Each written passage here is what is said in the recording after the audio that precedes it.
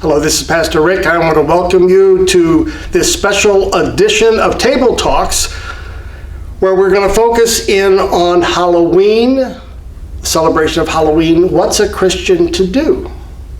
I mean, after all, Halloween is not a Christian festival. It comes on the eve, though, of All Saints' Day, which is a Christian festival. Well, that's at the time when we read the names of all those who have died in our own congregation here at Emmanuel, but also we lift up all the saints present and past.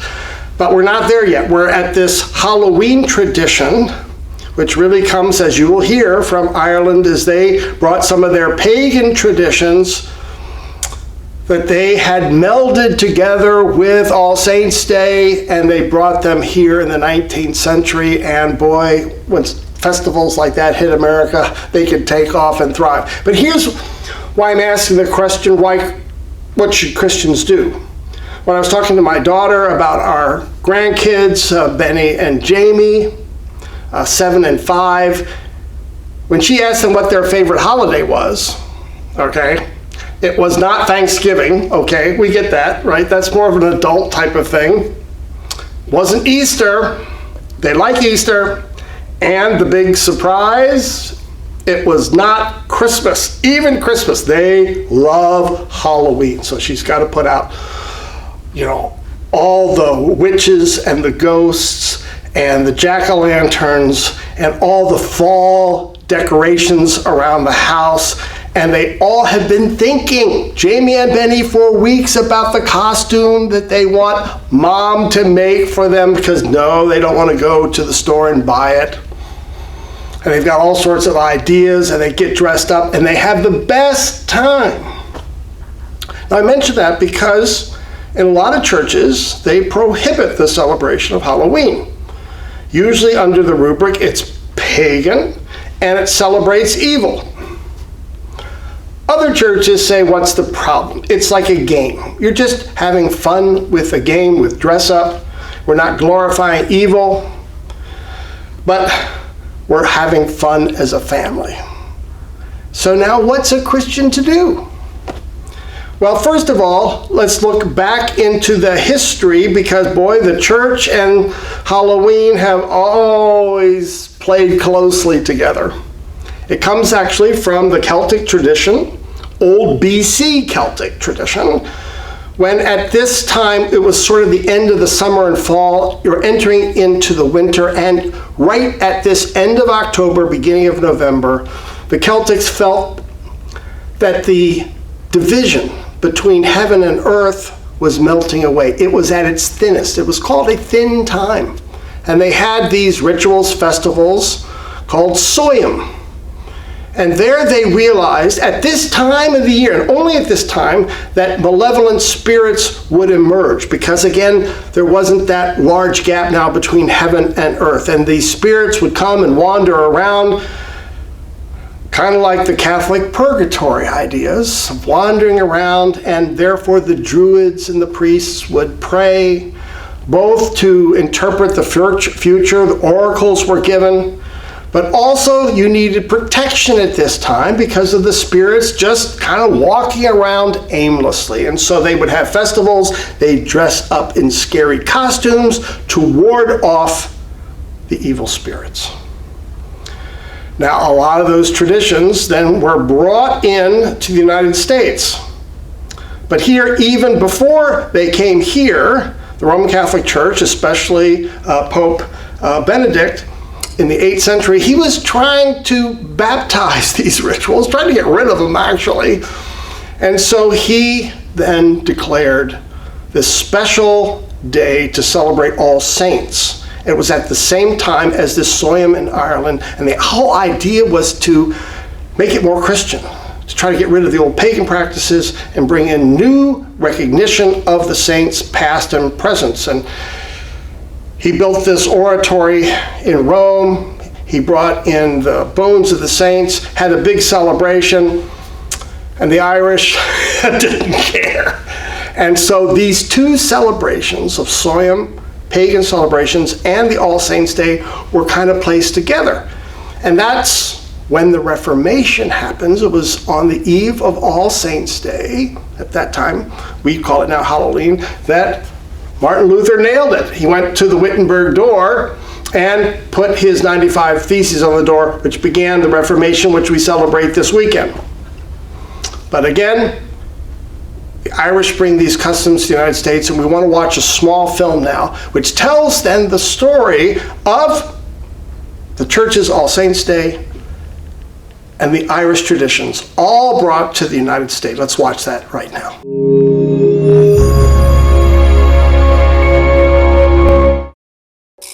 If graveyards make you nervous, and jack-o'-lanterns leer from every window, if the streets are full of monsters, just relax. It's all part of the fun. Trick, treat, or a little of each? Let's turn on all the lights and take a look at Halloween.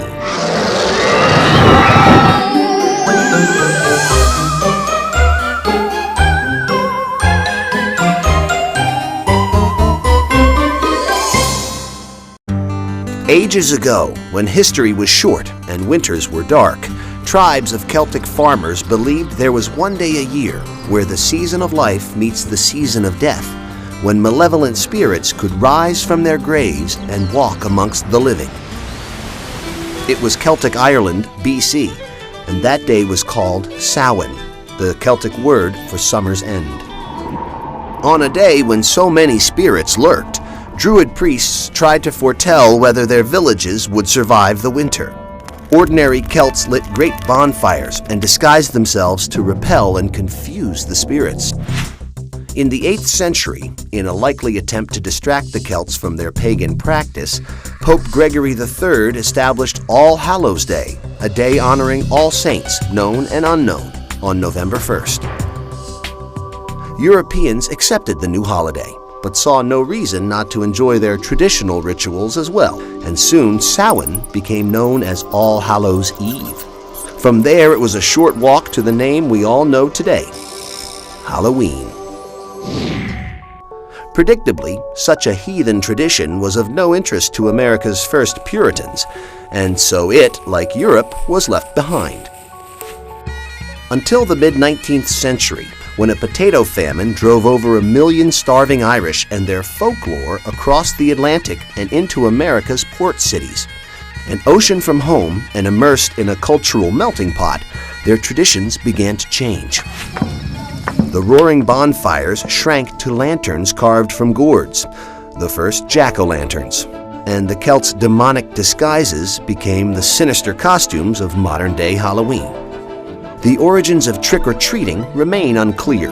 It is believed to have stemmed from a custom known as souling, in which the poor went from home to home and prayed for the souls of each family's dead, in exchange for small cakes to eat. By the early part of the 20th century, Halloween was gaining a foothold as an American institution. Mass-produced Halloween costumes became commonplace, making Halloween one of the most profitable holidays on the calendar, earning retailers billions of dollars. Halloween's appeal transcends age, delighting both children and, yes, even adults alike. It's a day to step into costume, gorge on sweets, throw ghoulish galas, and scare ourselves silly. The truth is frightfully clear.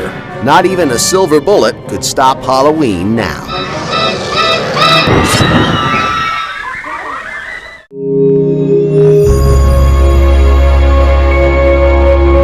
Okay, did you know all those stories and all those historical details, the history behind Halloween? Well, like most people, probably not. But now, what is a Christian to do with this strange and crazy holiday? Let me just pass along a couple suggestions that you can hold on. First of all, if you're going to celebrate, especially if you have kids or grandkids, be safe. This is not as safe a festival as many others. There's things that can go wrong, and so to be safe often means for parents, always accompany your kids wherever they go, or only celebrate in communities where you have trust. Sometimes that could be the local neighborhood where they've determined some rules and regulations, or you go to a church or a civic organization that you trust, a safe place to celebrate Halloween. Second, you can use this time to teach about goodness and evil. Now that might sound a little strange, but we've used fairy tales and fantasies in the past to teach about how good and evil are, yes, at war with one another. Kids are watching cartoons during the week, and they're watching films that use cartoon figures and fantasy figures to talk about this struggle between good and evil. Kids need some way, some plastic way, some very visual way to reflect on what they all sense, that there's good out in the world, but there's also evil, and how do they interact. And so whether you use Halloween or other ways, remember the old Grimm fairy tales, we need to be teaching. And Halloween can be a time, if you take it, if you appropriate it, not just for fun and candy and trick or treat, but use it as a teaching time, it can be quite effective. Third, many Christians then will dress up in non-scary costumes. So they just say, no, we're not going to elevate or celebrate evil or that which is scary, but rather they will dress up their kids in neutral costumes and fun costumes. There are a lot of options out there, but just not get into the gore and scariness of Halloween. Enjoy the costumes, not the violence or the evil. And finally, enjoy it. This can be a wonderful family time, but actually the family can be together. And whether you then say, no, we're not going to have any of that tradition, or whether you try to incorporate it into a safe way, make it a time for all the generations of your family to approach it intentionally as a way of bonding grandparents, parents, and children in ways that can be fun and enjoyable and that bring you together. What better way for a Christian to celebrate and incorporate this holiday before All Saints? And remember All Saints. Tell your kids and grandkids about the saints who have died in your family and who are important to you. So thank you for joining us on this special Table Talk version of the Sunday Forum. Bye-bye now.